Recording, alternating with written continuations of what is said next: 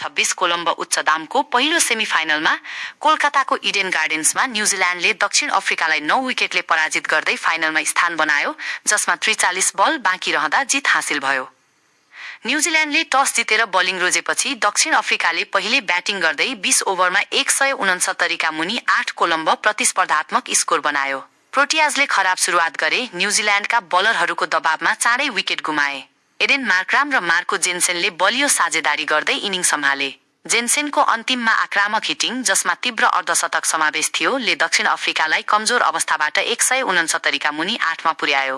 Dewald Brevis र David मिलरले पनि योगदान दिए, तर न्युजिल्यान्डको स्पिनर र पेसरहरूको अनुशासित बलिङले उनीहरूलाई प्रभावकारी रूपमा रोके। 170 कोलम्बो लक्ष्य पछ्याउँदा न्युजिल्यान्डका ओपनर फिन एलेन र टिम सेफर्टले सुरुदेखि नै विनाशकारी सुरुवात गरे। यो जोडीले विस्फोटक सुरुवात दिँदै दक्षिण अफ्रिकी बलिङ आक्रमणलाई ध्वस्त पारे।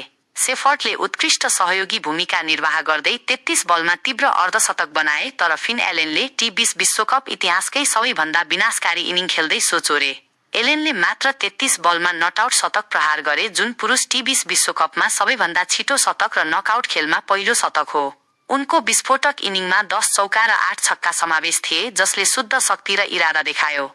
उनले मात्र 19 बलमा अर्धशतक पूरा गरे र आएका हरेक बलरलाई सजाय दिए। मार्को जेन्सेन, लुङ्गी नगिडी, कोर्बिन बोस र अन्यलाई लक्षित गर्दै चौका र ठूला छक्का प्रहार गरे। हाइलाइटमा एलेनले फाइन लेगमाथि छक्का स्कुप गरे, स्ट्रेट ड्राइभमा अधिकतम प्रहार गरे र मिड विकेटमाथि आक्रामक पुल गरे। बोस विरुद्ध 1 ओभरमा 6-4-4-4-4 प्रहार गरेपछि डट आयो। जेन्सेन विरुद्ध सिधा ठूला छक्का प्रहार गरे। सेफर्टसँगको साझेदारी आक्रामकतामा रेकर्ड ब्रेकिङ थियो, जसले न्युजिल्यान्डलाई पूर्ण नियन्त्रणमा राख्यो। पछि आएका रचिन रविन्द्रले 13 रनमा नटआउट रहे। एलेनले 12.5 ओभरमा जेन्सेनको बलमा चौका प्रहार गर्दै ठ्याक्कै 100 नटआउट बनाए र 9 विकेटको जित पूरा गरे। न्युजिल्यान्डले 173 का मुनि 1 मा इनिङ समाप्त गरे।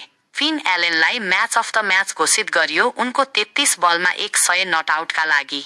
यो विनाशकारी प्रदर्शनले न्युजिल्यान्डको ब्याटिङ शक्तिलाई प्रदर्शन गर्यो र टुर्नामेन्टमा छालहरू पठायो। ब्ल्याक क्याप्स अब गति लिएर फाइनलतर्फ अघि बढेका छन्, जबकि दक्षिण अफ्रिकाको अपराजित यात्रा दुखद अन्त्यमा पुग्यो। किवीहरूबाट आक्रामक क्रिकेटको अविश्वसनीय प्रदर्शन।